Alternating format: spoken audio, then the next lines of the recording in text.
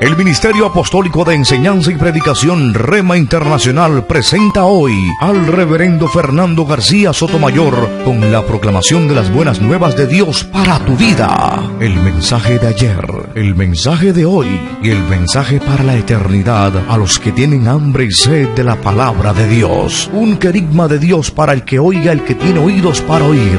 Escuche el dabar del Eterno a las naciones. Ahora es el tiempo para recibir el rema del Espíritu Santo a tu espíritu. Escuchemos con fe la memra del Señor para el alma.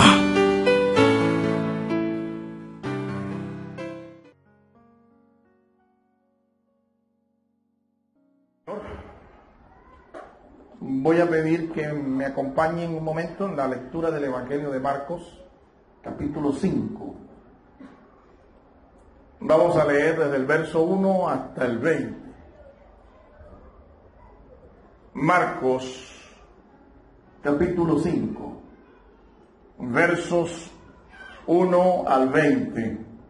El título de esta disertación: el evangelista Gadareno.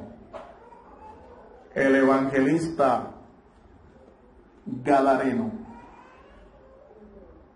Quiero que se pongan por unos minutos, unos instantes, pónganse de pie mientras leemos la palabra de Dios. Marcos capítulo 5, versos 1 al 20. Vamos a leer la traducción del siglo XXI, la nueva traducción bíblica del siglo XXI, edición Reina y Valera. Leemos en el nombre del Padre, y del Hijo, y del Espíritu Santo. Reitero la cita bíblica: Marcos capítulo 5, versos 1 al 20. Dice la palabra de Dios: fueron a la otra orilla del mar, a la región de los Gadarenos. Apenas salido él de la barca, de repente le salió al encuentro de entre los sepulcros un hombre con espíritu inmundo.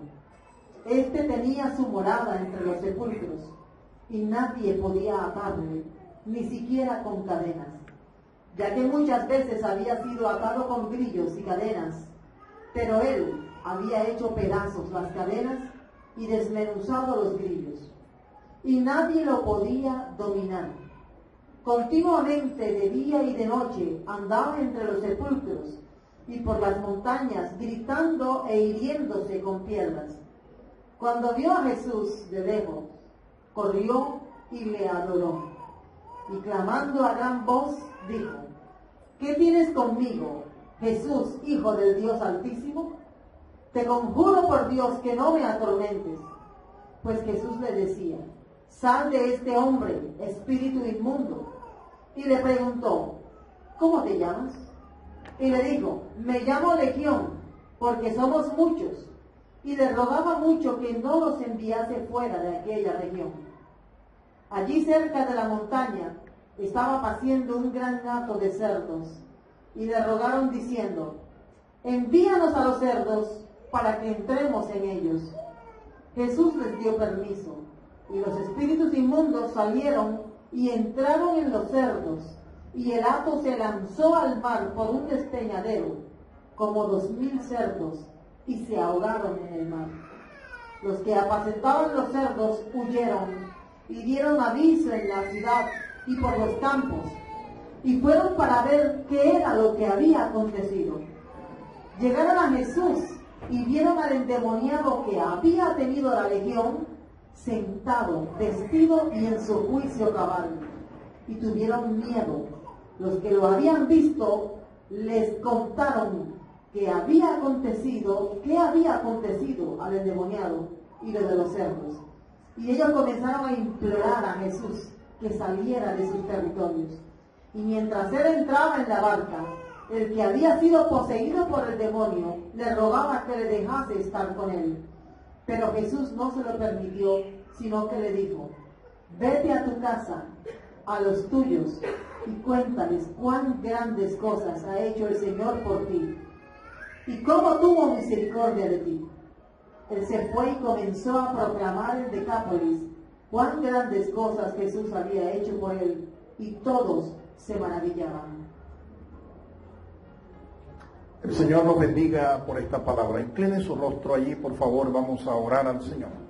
Vamos a pedirle al Espíritu Santo, inspiró a San Marcos a escribir este texto, para que Él ilumine nuestro corazón y podamos entender esta palabra de la forma en que Él quiere que la entendamos, acomodando lo espiritual a lo espiritual. Oremos. Padre, gracias te damos por tu palabra. Te bendecimos, Señor. Nos acercamos confiadamente en el nombre de Jesucristo para rogarte, Señor, conforme a tus promesas, que abra nuestro entendimiento, Señor, a la exposición de tu palabra, que abra nuestro corazón, nuestros sentidos espirituales, que esta palabra, Señor, pueda ser implantada en cada uno de nosotros. Renunciamos, Señor, a todo aquello que se opone a este propósito, y te rogamos, Señor, que esta palabra lleve fruto para la gloria de tu nombre. Te lo hemos pedido, Señor, dándote las gracias. En el nombre de Cristo Jesús. Y todos decimos, amén. Amén. Puede tomar su lugar.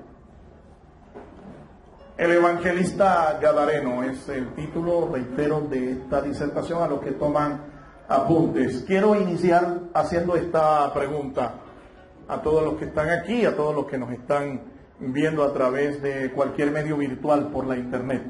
¿Usted recibiría y usted creería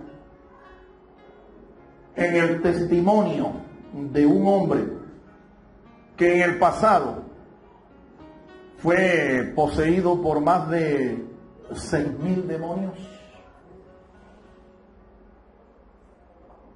¿Creería usted y recibiría el testimonio de una persona que 6,000 espíritus inmundos hicieron habitación en él?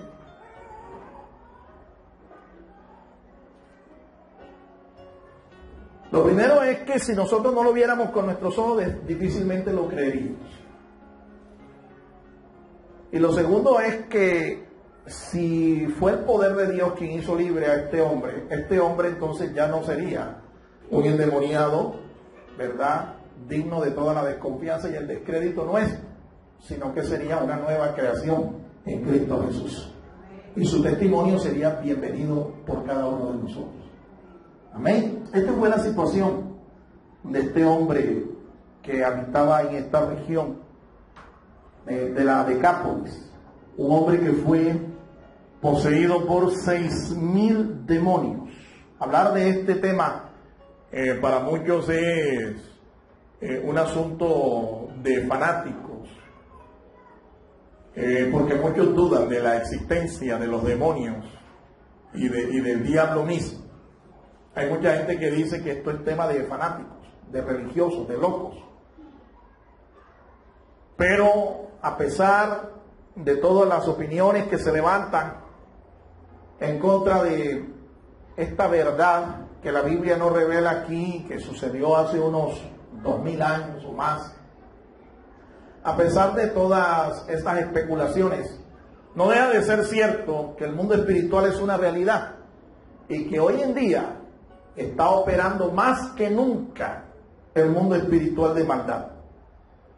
Aún gente dada a la investigación y a la ciencia pueden dar testimonio de la realidad del mundo espiritual.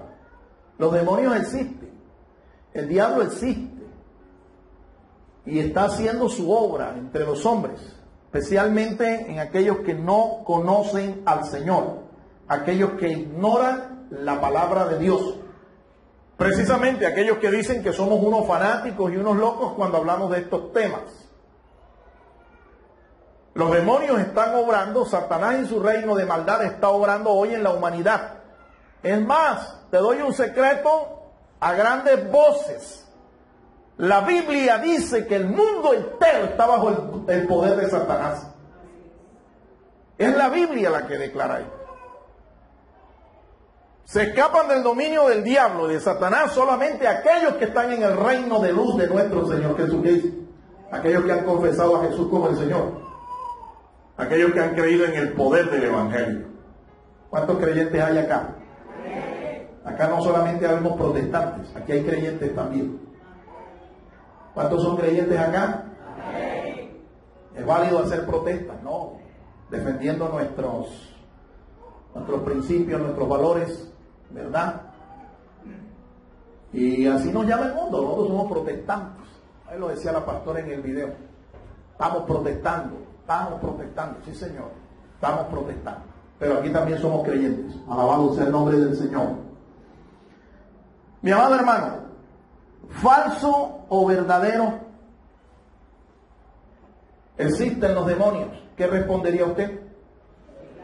Verdadero. Existe. Hay un relato aquí en la Biblia. Hay una historia aquí de un hombre que fue poseído por una legión de demonios. La Biblia enseña que cuando Saulo de Tarso se convirtió al Señor, aún la misma iglesia lo miraba con mucha desconfianza, con mucho desdén. ¿Quién era Saulo de Tarso? El que posteriormente llegó a ser el gran apóstol Pablo, el apóstol al mundo gentil, al mundo no judío. Cuando se convirtió y daba testimonio entre los creyentes, la iglesia no creía y lo miraba con cierto desdén, con cierta desconfianza. Es que cuando una persona narra lo que los demonios hicieron en su vida pasada, en algunas ocasiones esto como que despierta también en nosotros la desconfianza y como que pues no creemos. Pero no hay que perder de vista que si los demonios tienen poder, nuestro Dios es todopoderoso. Nuestro Dios es todopoderoso. Entonces, la gente miraba al apóstol con cierta desconfianza, ¿verdad? Desconfiaban de la conversión de aquel que desolaba a la iglesia y que ahora era un predicador. Lo mismo puede pasarle a cualquiera. Si usted tuvo contacto con el mundo espiritual, es posible que cuando usted comenzó a testificar del cambio que Jesús hizo en su vida, es posible que más de uno dijera, yo no creo en eso. ¿Sí? No creo que esa persona realmente haya dejado esa vida.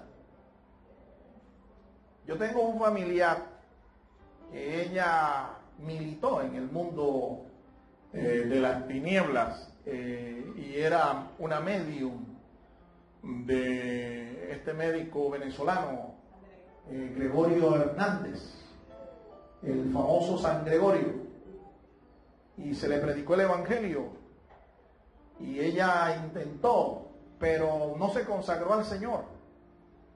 Y cuando uno intenta como que jugar al culto, jugar a la religión, jugar con Dios y con el diablo, eso no se puede. Eso deja sus consecuencias. Y las consecuencias que ella vivió fueron trágicas. Después que se le predicó el evangelio y se le testificó del evangelio, fueron bastante trágicas. Porque es que, repito, no se puede jugar con Dios y con el diablo.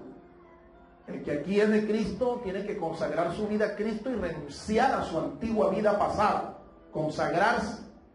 Dejar de estar jugando a la religión, al culto, al evangélico, porque a eso no está jugando el diablo, se lo aseguro. El diablo no juega a eso. San Marcos aquí nos muestra, en este pasaje que hemos escogido, cómo el Señor Jesús libera, ¿sí? Cómo Él liberta a un endemoniado y lo convierte en un evangelista. Después de ser un hombre poseso por Satanás, ahora es un ministro del evangelio de nuestro Señor Jesucristo. No fue solamente una liberación, fue un llamado también a un ministerio. El Señor lo llama y lo envía y le dice la región a donde él tiene que desarrollar su ministerio. Ahí más adelante lo vamos a ver en el pasaje que hemos escogido. Ahora, los discípulos habían pasado una noche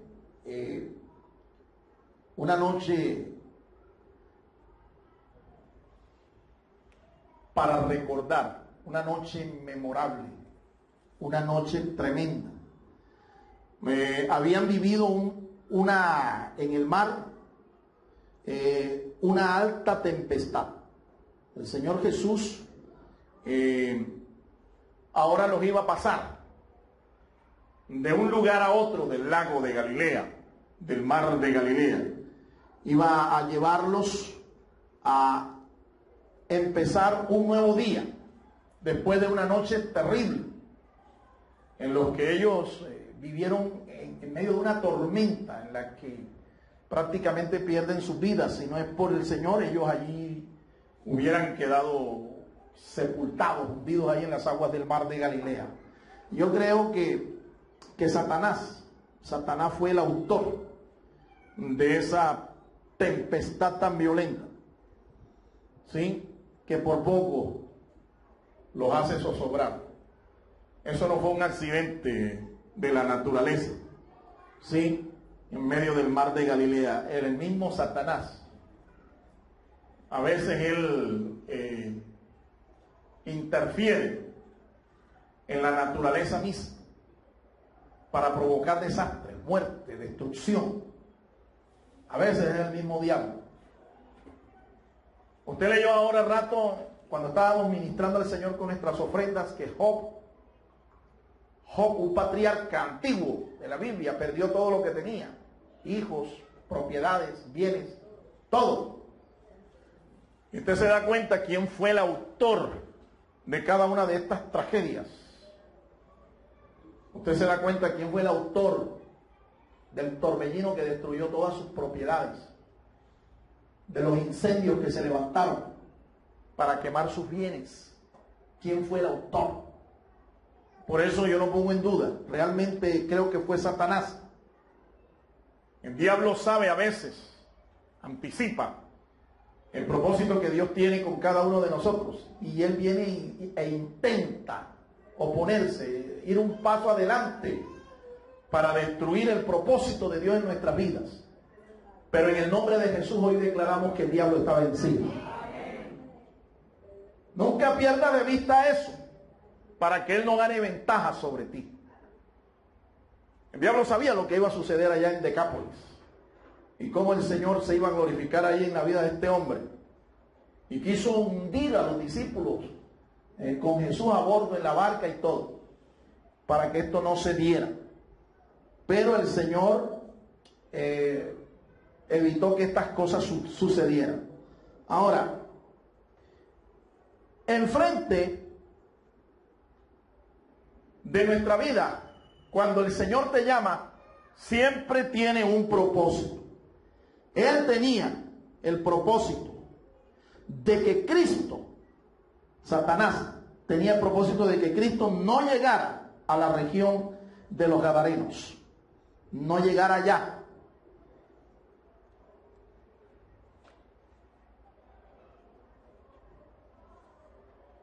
Yo te pregunto ahora, hermano, ¿tú crees que tu vida tiene propósito en el Señor?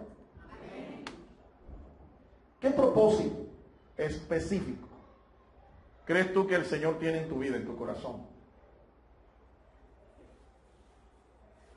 Eso lo debes tener siempre presente.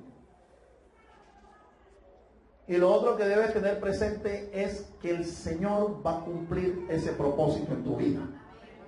Aún por encima del diablo, aún por encima de ti mismo, el Señor va a cumplir ese propósito. Fuiste diseñado para eso. Tú no eres un producto de la casualidad. Una vez más, nosotros vemos en el pasaje cómo el poder del Señor se manifiesta, ¿sí? Y cuando se manifiesta, ellos pueden tener la victoria. Ellos vinieron al otro lado. Vienen al otro lado del mar, Jesús y sus discípulos. Y cuando llegan allá, el pasaje nos dice que se les presentó este joven, este hombre endemoniado. Esa mañana Jesús, una vez más, nosotros íbamos a ver cómo él iba a demostrar su poder. Los discípulos iban a ser testigos de eso. Y en esta ocasión, los discípulos verían con sus propios ojos que Jesús es el Señor Dios Todopoderoso, y que su poder está por encima de Satanás y el reino de la maldad, el reino de las tinieblas. Los discípulos iban a ser testigos de estas cosas. Ahora vamos a ver cómo se desarrolla cuadro a cuadro esta historia evangélica que tenemos aquí narrada por el evangelista Marcos. No distingo bien las líneas aquí todavía. Yo agradezco al Señor por sus oraciones. Que el Señor siga haciendo la obra que está haciendo en mi vista. Porque lo que el Señor inicia, Él lo culmina, Él lo termina.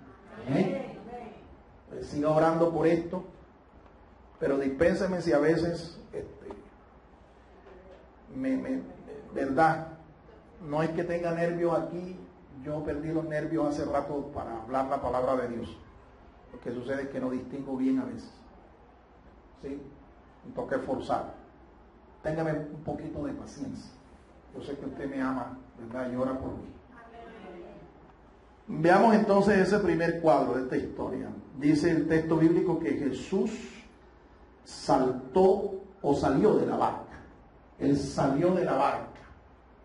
Jesús sale. Ahí está escrito en ese pasaje. Jesús sale de la barca. Sale de la barca. Quise resaltar esto porque esta frase es una frase muy significativa en la historia que estamos aquí leyendo. Él no se quedó, ¿sí?, comentando su victoria anterior. Acuérdense que esa misma madrugada, esa noche, el Señor había reprendido al viento y al mar, y la tempestad se calmó, obedeció a la voz del Señor, y los discípulos vieron esa demostración de poder en el Señor Jesucristo. Amanece el día, se hace bonanza, aparece la aurora, aparecen los primeros rayos del sol, y el Señor no se queda ahí en la barca comentando con ellos cómo les pareció esta demostración de poder. Miren que hasta el viento y el mar se sujetaron a mi palabra. Verdaderamente que yo soy poderoso. Y él no se queda allí hablando de estas cosas, comentando con los discípulos esto, ¿verdad? Haciendo alarde de su poder. Como muchos ministros y predicadores hoy en día que cuando Dios los usa, eso mejor dicho dan testimonio de cómo Dios los usa, y bueno, uno termina creyendo, o la gente que los está viendo y escuchando terminan creyendo que ellos son allí Batman, Superman, el hombre araña o algo así, ¿no? El Señor Jesús glorificaba al Padre y sabía que todas estas demostraciones de poder no eran para hacer alarde de quién era Él, sino sencillamente que lo hacía con un propósito: glorificar el nombre del Señor, y que los pecadores se convirtieran a Él, se volvieran a Él. Eso era lo que Él hacía cada vez que Él ministraba un milagro. Él no se quedó allí reposando también en la barca, porque pudo haberse quedado allí. Acababan de tener una travesía nocturna, y cuando uno no duerme, sobre todo en una noche como esa, en donde ellos se enfrentaron a un terrible peligro, cualquiera hubiera dicho, bueno, este es el momento ahora de descansar, vamos a quedarnos aquí a reposar, vamos a quedarnos quietos aquí y tenemos un tiempo de solaz aquí, un tiempo de reposo, un tiempo de descanso. Pero el Señor Jesús tampoco hizo eso. Él sabía lo que iba a suceder, Él sabía lo que iba a hacer. Así que Él se levanta inmediatamente y sale de la barca.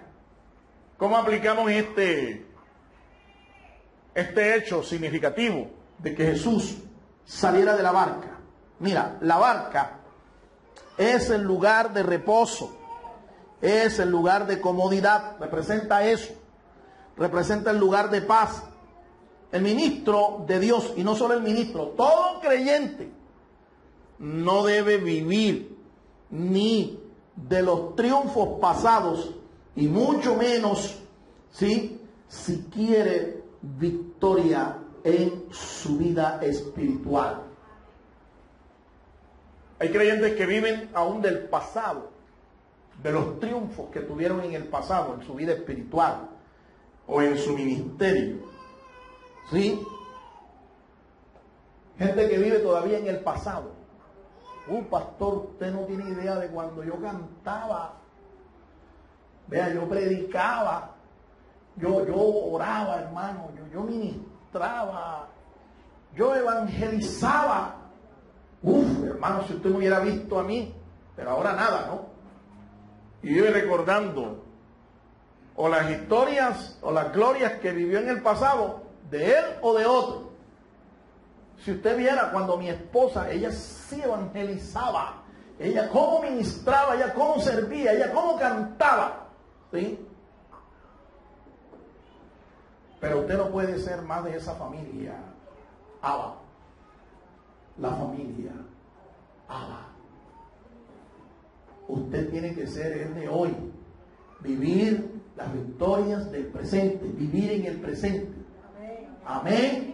Dejar eso atrás, lo que ya fue. La victoria que el Señor le dio, gloria al Señor, pero ya eso está en el pasado. Ahora hay nuevas cosas que Dios quiere hacer en nuestras vidas, nuevos propósitos, nuevos proyectos, nuevas metas que alcanzar. Entonces eso tiene que quedar ya en el pasado. Usted tiene que ser de la familia de hoy, del Señor. ¿Cuánto da gloria a Dios? Así sucede en la vida de muchos creyentes, viviendo de las victorias en su vida pasada, en su vida anterior, ¿ve? Y tienen la tendencia de quedarse allí recostados en la barca, ¿sí? En la barca de su iglesia, en la barca de sus experiencias pasadas. No tienes que dejar eso atrás. Mira, Jesús salió de la barca, ¿sí? Tampoco tú puedes dejar que Jesús deje la barca, ¿sí? Óyeme bien, no permitas que Jesús deje la barca, ¿sí? Porque si Jesús abandona la barca, deja la barca, entonces las tinieblas pueden destruirte. Si la presencia del Señor no estuviera en esta congregación, seguramente usted no estuviera aquí. Igual, si la presencia del Señor no estuviera en mi vida, yo no estaría hoy ministrando al Señor.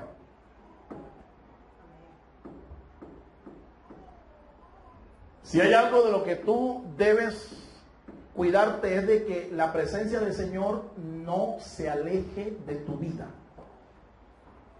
Porque si la presencia del Señor se aleja de tu barca, de tu casa, de tu iglesia, de tu trabajo, de tu propia vida, usted está destinado al fracaso. Usted está destinado a la derrota. Usted está destinado a ser un blanco de las tinieblas. Por eso no deje que Jesús deje la barca. Y si Él sale de la barca, ve con Él. Alabado sea el nombre del Señor. Tómate de la mano del Señor. Y no lo dejes partir. Alabado sea el Señor. El segundo cuadro. Ahí tenemos a un hombre que aparece con un espíritu inmundo y confronta a Jesús. Lo confronta. Es interesante que este endemoniado no sale huyendo de Jesús, sino que lo busca, lo confronta y hasta hace una declaración acerca de quién era Jesús. Y le hace una petición al Señor. Este hombre vivía en los sepulcros. Vivía en los sepulcros. No tenía casa propia. Vivía en los cementerios. Aunque era de una ciudad. Era un ciudadano. ¿Sí? Y el demonio dice que le impelía, lo impulsaba a vivir en lugares desérticos, fuera de la ciudad. Lugares desérticos, solitarios. Él estaba literalmente muerto en vida. Porque ¿quiénes son los que viven en los cementerios? ¿Quiénes son los que viven en los sepulcros? Muertos. Ahora déjeme decirle, si Cristo no viene antes, tarde o temprano usted y yo vamos a vivir en ese barrio, el barrio de los acostados. ¿Ven? Tarde o temprano, este hombre, más temprano que tarde, vivía allá dormía, allá estaba, en los sepulcros. Estaba muerto en vida, estaba muerto espiritualmente. Ahora, nadie, dice el texto, que nadie podía atarle. Tenía una fuerza sobrenatural. Lo ataban con grillos, con cadenas, pero este hombre era violento, tenía una fuerza terrible, y cogía las cadenas y los grillos con su fuerza y los desmenuzaba. Nadie podía apresarlo, nadie podía encadenarlo. Esa fuerza no era de él. Su fuerza era sobrenatural. Era el producto de los demonios que habitaban en él. Una fuerza terrible. Nadie, dice el texto, le podía sujetar. Nadie. Nadie lo podía dominar. Intentaban, ¿sí?, encadenarlo. Intentaban allí fuertemente atarlo de sus pies, de sus manos, pero era infructuoso. Las cadenas se le caían de las manos, las destrozaba. Así es que este hombre era un peligro. ¿Sí? Este hombre era un verdadero peligro. Él daba voces, además de su condición espiritual. Él daba voces, literalmente es alaridos, daba chillidos, alaridos, siempre, ¿sí? Lo hacía por las tumbas, lo hacía por las montañas. Parece que no dormía. Parece que no dormía. ¿Sí? Es lo que nosotros llamamos hoy en día un sonámbulo. Un sonámbulo. No duerme.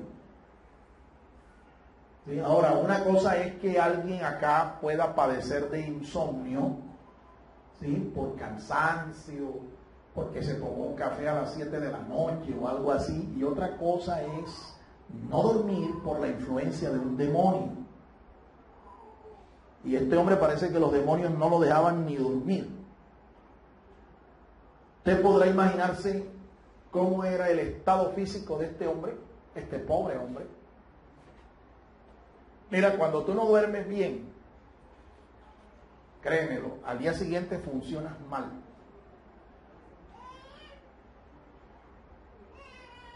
Por lo menos mi experiencia es de que si yo no duermo bien, si yo no descanso bien, al día siguiente yo ando es como pavo sons. Ando mecánicamente. Sí, hago lo que tengo que hacer porque tengo que hacerlo. No funciono bien. Ahora imagínate tú este hombre que parece que era un hábito. Los demonios no lo dejaban dormir. ¿Cómo estaría este hombre, su estado físico? ¿Cómo crees tú que se le verían a ese hombre los ojos? ¿Ven? Él estaba desnudo, terrible. Eso nos dice Lucas 8:27. Estaba desnudo. En el relato paralelo de Lucas dice que estaba desnudo. Andaba en cuero por las calles, sin ropa. Así que el espectáculo todavía era más grotesco. Estaba desnudo. se hería con las piedras. Él mismo se provocaba heridas, se golpeaba y se destrozaba el cuerpo, su propio cuerpo, con piedras. Todo esto lo hacía no por su voluntad. Escúchame, este hombre estaba endemoniado. Sería con las piedras. Nosotros podemos ver entonces a Jesús aquí. ¿Cuántos pueden discernir la presencia del Señor en este lugar?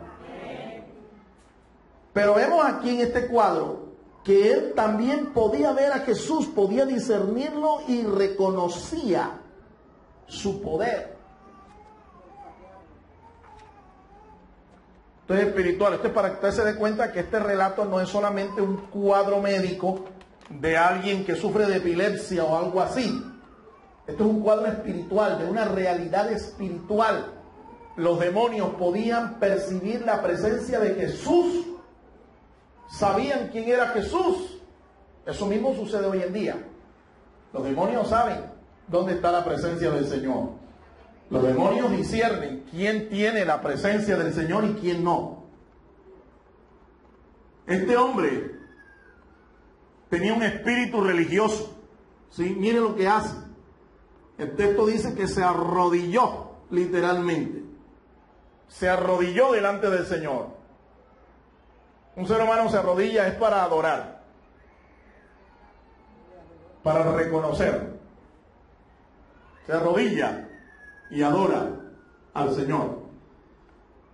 Es verdad lo que dice Santiago. Los demonios creen en Dios y tiemblan. Es verdad lo que dice el apóstol en su carta. Y dijo, se arrodilla y le dice, te conjuro por Dios, Hijo del Dios Altísimo. Sabía quién era Jesús. Lo dice, lo tenía bien claro, lo alcanzó a discernir. Para que usted vea que los demonios tienen percepción del mundo espiritual. Son seres espirituales que tienen intelecto, que tienen emociones, que tienen voluntad. Ellos saben, ellos son personas, son seres espirituales personales, entidades personales, ¿sí? Obviamente al servicio del mal, al servicio de las tinieblas. Este hombre era atormentado y poseído en su cuerpo y en su conciencia. Ya él no tenía dominio sobre su conciencia, no tenía dominio sobre su voluntad. Estaba completamente dominado por estas entidades. Había más de una, ¿sí? Más de 6,000 demonios vivían en su interior. El texto dice que cuando Jesús se dirige a él y le pregunta el nombre, quien tenía que responder era el hombre, pero quien respondió fue la legión. Y la legión, con miles de voces, le responde y le dice, mi nombre es Legión. Ahora, una legión romana, para que usted tenga idea, estaba compuesta de más o menos unos 6,000 soldados, 6,000 o 7,000 soldados. Los que iban en caballo y los que iban a pie, los que iban en caballería y los que era la infantería. Una legión es una medida de un ejército, del ejército romano. Se cree que eran unos 6,000 o 7,000 soldados. Así que si usted hace la multiplicación, ¿sí? Cuando él le dice legión y somos muchos, usted puede hacer la multiplicación, haga la suma y usted sabrá cuántos habitaban en el interior de este hombre. 6,000 por lo menos. En el Antiguo Testamento, la palabra demonio que se usa allí, demonios, legión, es el vocablo hebreo shedim. Shedim. Shedim es el vocablo hebreo para referirse a demonios. Demonios. ¿Sí? En el griego se usa la expresión daimon para referirse a un espíritu. 6.000 demonios, 6.000 shedim, de un vocablo hebreo, shedim, demonios. ¿Dónde se menciona? Allá hay dos textos en la Biblia donde tú puedes ver que se refieren a ellos, a estos seres. Deuteronomio 3, capítulo 32, verso 17. Y en el Salmo 106, verso 37. Esos dos textos se mencionan a estos seres de maldad, los shedim. Ya los conocían, los judíos sabían quiénes eran los shedim y los identificaban, sabían quiénes eran. En el Nuevo Pacto, Nuevo Testamento, durante los días del ministerio de Jesús, parece que hubo una especie como de avivamiento demoníaco. Estos seres espirituales de maldad sabían quién era Jesús y, encabezados por Satanás, el príncipe de los demonios, intentaron destruir, intentaron acabar con el ministerio del Señor Jesús. Intentaron acabar con el ministerio de la iglesia que el Señor iba a establecer. Así que hubo una especie de actividad demoníaca, pero sobresaliente. O sea, mucha actividad. En el Antiguo Testamento hubo, pero es que en los días del Señor Jesús se estaba dando una transición importante. Por eso hay tremenda actividad demoníaca en esos días, los días del ministerio del Señor. Ahora bien, quiero decirte algo. Estamos viviendo los tiempos finales. Y esa actividad demoníaca en los tiempos finales está profetizado que también iba a ser intensa. Hoy la iglesia se está enfrentando a verdaderas huestes espirituales de maldad. Se está enfrentando a principados de las tinieblas. Por eso es que es importante que la iglesia entienda que estamos inmersos en una guerra espiritual, en un conflicto espiritual, y esto va a ser hasta los días en que el Señor venga por nosotros. Usted por eso no debe bajar la guardia.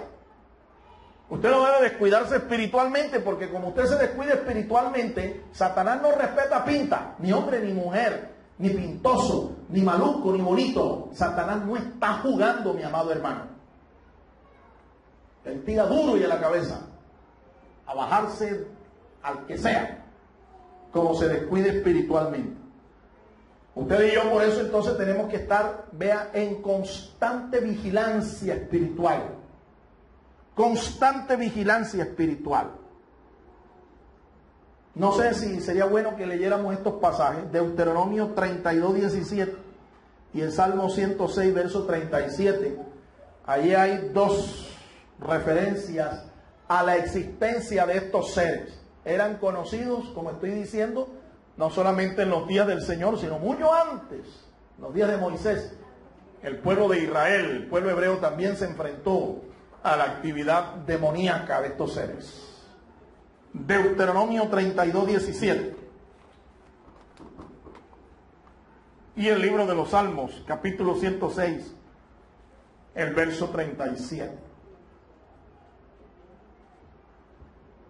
Amén. ¿Alguien lo puede leer? Ofrecieron sacrificios a los demonios, no a Dios, a dioses que no habían conocido, a dioses nuevos, llegados de cerca, a los cuales vuestros padres no temieron. Ahí está. Eso lo hizo el pueblo de hebreo, pueblo de Dios, lastimosamente, hermano. La advertencia también la hace el apóstol San Pablo cuando escribe la carta a los Corintios, su primera carta. Cuidado, que lo que ustedes están ofreciendo no sean sacrificios a Dios, sino a los demonios. En el libro de los Salmos también hay otra referencia allí a esos demonios. Salmo 106. Sacrificaron sus hijos y sus hijas a los demonios. Esto lo hacían los pueblos cananeos, pero el pueblo de Dios lo aprendió a hacer también. Imagínense. Sacrificar sus hijos a los demonios. Ahora, lo dicho, nosotros estamos frente a una situación real. ¿Sí? No es una situación figurada. El cuadro que estamos viendo aquí no es una situación figurada. Esto no es retórica. Esto es un cuadro real. Una historia real. Más de 6,000 demonios habían entrado en la vida de este pobre hombre. ¿Sí? Le habían arrebatado su fuerza, su conciencia, su voluntad, su libertad. Y solo Jesús podía evitar que Satanás finalmente robara su alma. Solo el Señor. ¿Cuántos dan gloria al Señor, hermanos? Aquí quiero destacar una vez más que este reino espiritual de maldad es poderoso y nosotros como seres humanos, con nuestros recursos, no podemos vencerlos. Por eso el Señor nos ha provisto armas espirituales para destruir a estas fortalezas, a estos seres, desautorizarlos, ¿sí? Controlar su obra, reprenderlos. Solo las armas que el Señor nos ha provisto para esto pueden hacerlo. Tercer cuadro, Jesús liberta, ¿sí?, a este endemoniado. Ya vimos el cuadro de este hombre, un pobre hombre. Ahora el Señor liberta a este hombre y lo hace por la autoridad de su palabra, ¿sí? Él le dijo a este hombre: sal de este hombre, espíritu inmundo. Eso fue todo lo que Jesús dijo. Sal de este hombre, espíritu inmundo. El texto bíblico nos dice que eso fue lo que dijo Jesús. Fíjense, aquí hay algo que podemos aprender. Para echar fuera a un demonio, usted no necesita declarar un rezo o hacer un conjuro o declarar una manda, una oración por ahí especial. No, nada de eso. A nosotros se nos ha dado también la misma autoridad para echar fuera demonios en el nombre de Jesucristo. Y eso es todo lo que hay que hacer. No hay que hacer un espectáculo. No hay que hacer un show. Algún hermano una vez me preguntó a mí que si nosotros creíamos en el ministerio de la liberación. Yo le dije, yo sí creo que Dios puede liberar a una persona atada, endemoniada, el Señor la puede hacer libre. Pero no existe ningún ministerio de liberación. Oramos y declaramos libertad en el nombre de Jesús. Ordenamos a los demonios que cesen toda actividad, toda influencia en el nombre poderoso de Jesús y listo. ¿Cuánto da gloria al Señor, hermanos? Ahora, los demonios reconocen el señorío de Jesucristo, ¿sí? Y le ruegan, le hacen un ruego. Esto lo pueden hacer los demonios aún en el día de hoy. Los demonios pueden hacer ruegos. Los demonios oran. Y los demonios que poseían a este hombre eran religiosos. Miren cómo se arrodillan. Miren el conocimiento que tienen del Señor Jesucristo.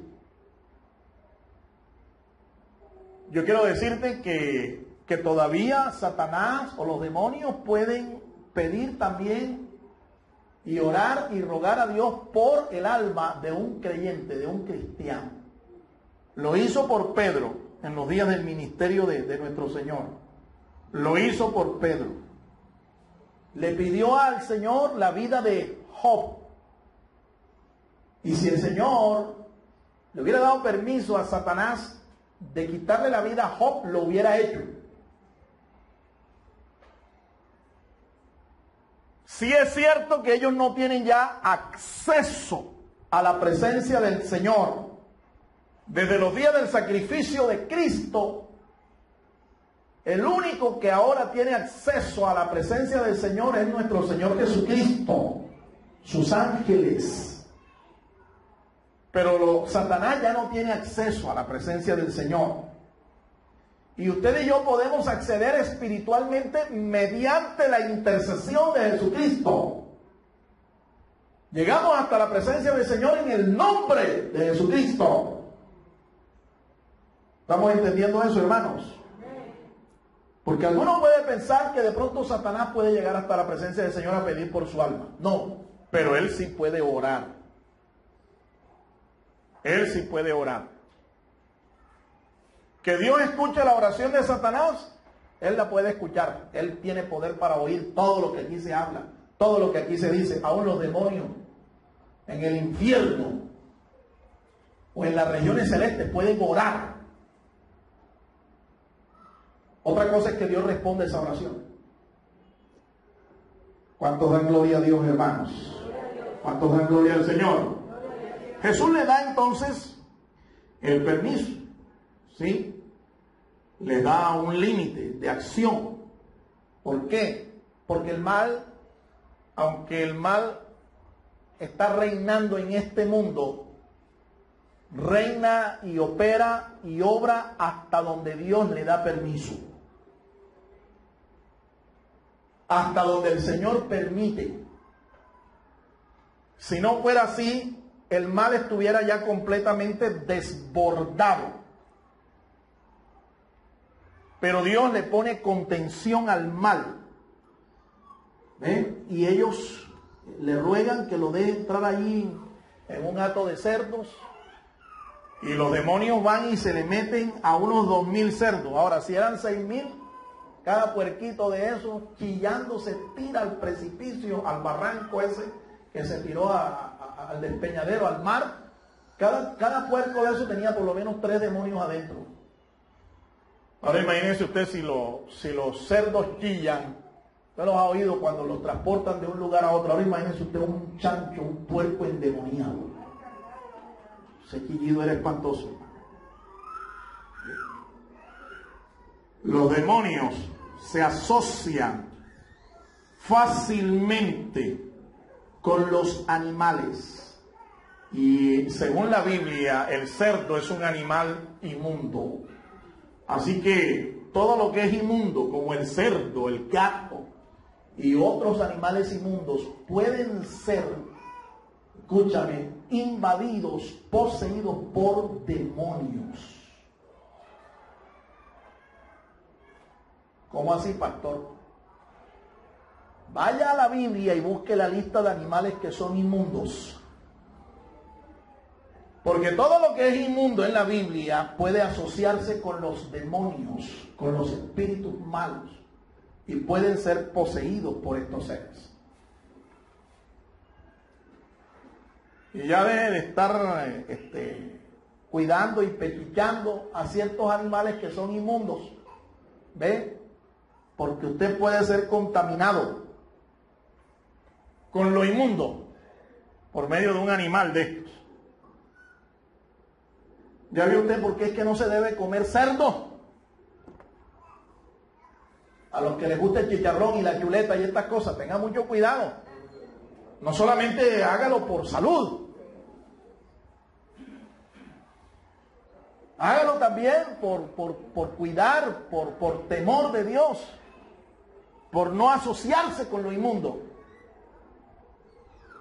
Uno de los propósitos de Jesús al venir a la tierra fue el de atar a Satanás y liberar a los oprimidos por él.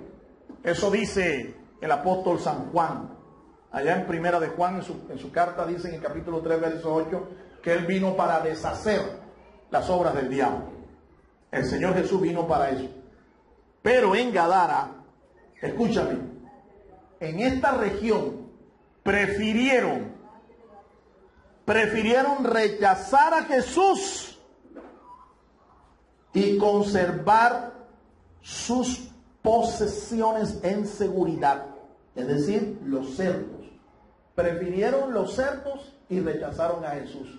Le rogaron a Jesús que se fuera de sus contornos.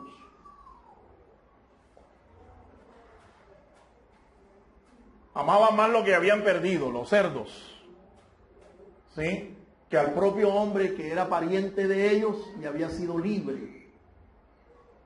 Y le dicen al Señor que se vaya de su territorio.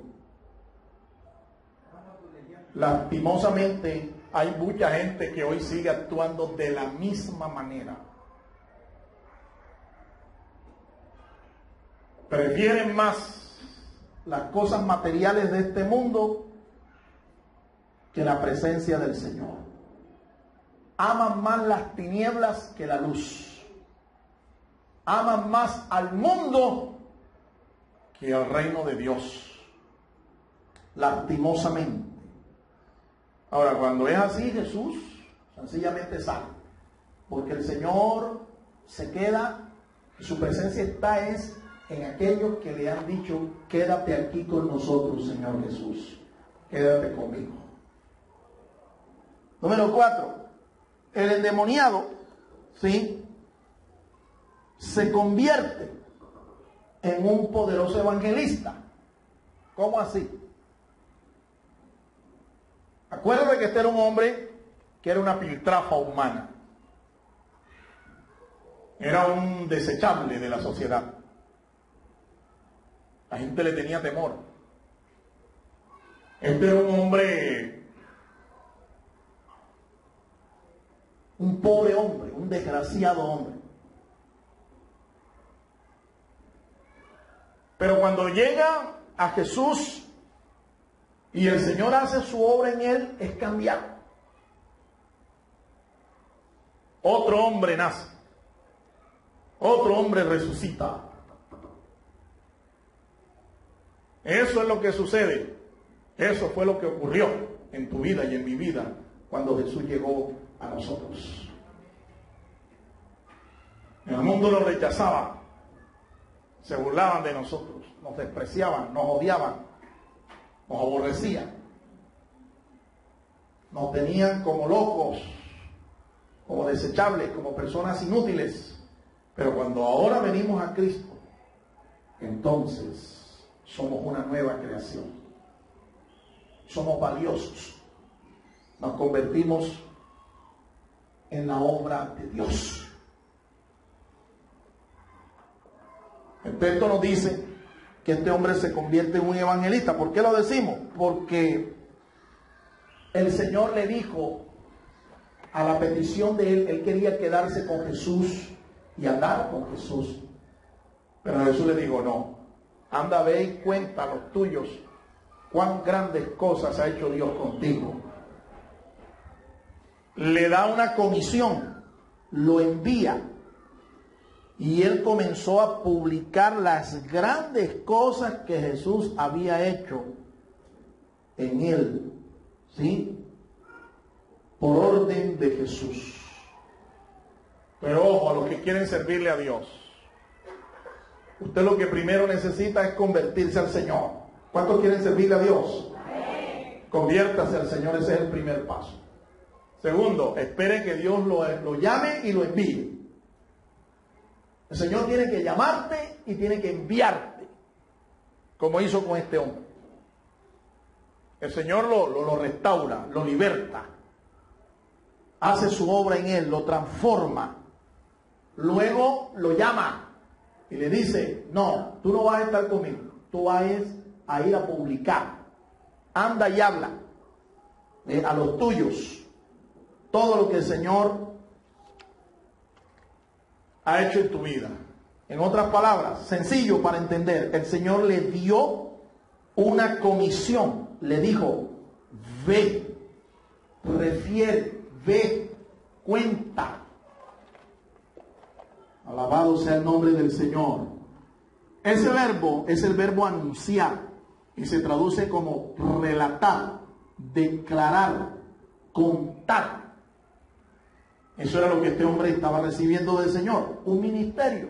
Eso es lo que hace un evangelista. Un evangelista cuenta, declara, relata, publica, predica.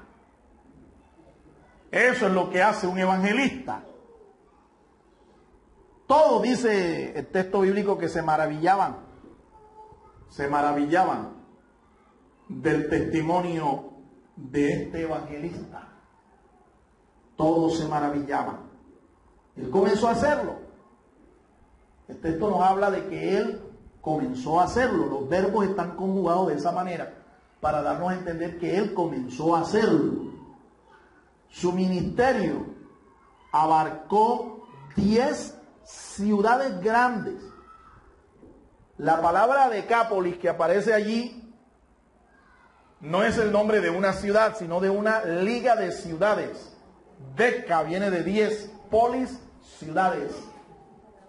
10 ciudades, la Decápolis, una gran liga de ciudades griegas, ¿sí? En este territorio no estaba poseído por los judíos, era territorio gentil. En otras palabras, no eran de nacionalidad judía las personas a las que él les iba a testificar. Era gente de otras naciones, de otras ciudades pertenecientes a otra nación, que no era el pueblo de Israel. ¿Qué es lo que tú estás aquí vislumbrando entonces? Que este hombre tenía un ministerio internacional. Un ministerio internacional. Tenía que anunciarle a los griegos, a los habitantes de estas 10 ciudades, lo que el Señor había hecho en su vida. Un ministerio internacional. Evangelista internacional. ¿Quién lo creyera? Después de ser un endemoniado. Alabado sea el nombre de Dios. ¿Por qué no le das un aplauso fuerte al Señor, hermano, en esta mañana? ¿Quién daría un peso por ese hombre? Nadie. Pero mira lo que el Señor puede hacer en la vida de una persona cuando Él hace su obra. Dios puede hacer de personas naturales, puede hacer personas sobrenaturales, de personas ordinarias como este hombre. El Señor puede hacer personas extraordinarias. Las ciudades de la Decápolis eran las siguientes. Mira dónde tenía que ir él. Tenía que empezar por allí, por Gadara, su propia ciudad. Tenía que ir a Bethsean, Esitópolis, Pella o Pela, Dion, otra ciudad de la Decápolis. Aquí hay otra.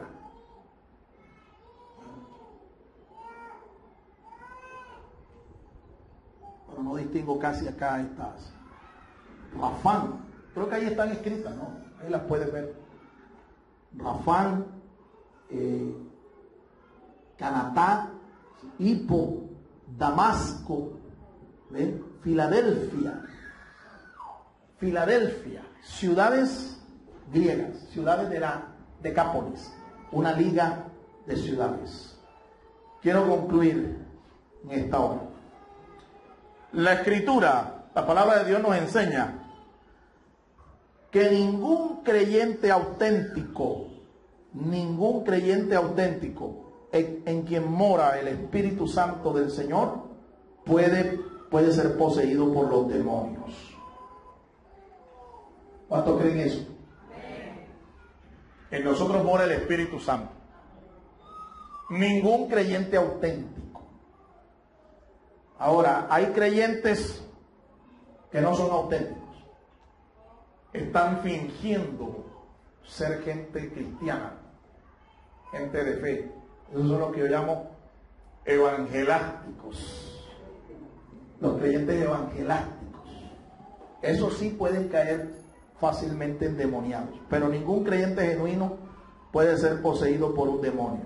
No puede habitar Dios y Satanás juntos en el mismo templo, en el mismo cuerpo.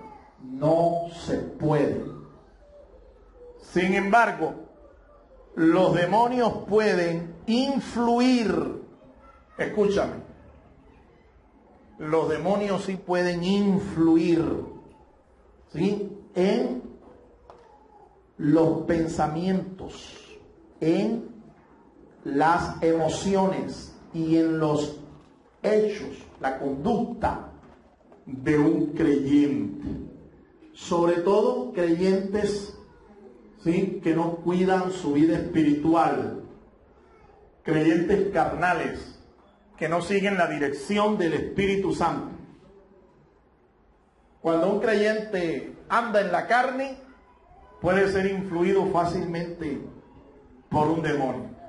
Luego puede ser infestado. Los demonios se pueden hasta manifestar en esta persona y finalmente puede hasta endemoniarse. Por eso hablé de un creyente genuino, un creyente genuino. El creyente que es genuino es guiado por el Espíritu, permanece en comunión con el Espíritu, cuida su vida espiritual, no anda en la carne sino en el Espíritu. ¿Cuántos dan gloria a Dios? El Señor dio a los creyentes, les dio autoridad espiritual sobre el poder de Satanás y todos sus demonios. Para enfrentarlos, usted debe quebrantar el poder que ellos quieren ejercer, ¿sí?, sobre nosotros, sobre las personas. Eso es lo primero que hay que hacer. Batallar contra ellos mediante el poder del Espíritu Santo de Dios. De esta manera, ¿sí?, nosotros podemos ser libres del poder y la influencia de estos seres espirituales de las tinieblas. Al igual que a este hombre, nosotros vemos aquí en este pasaje, el Señor Jesús sigue hoy liberando a los oprimidos y a las personas que están siendo dañadas por Satanás, los oprimidos del diablo.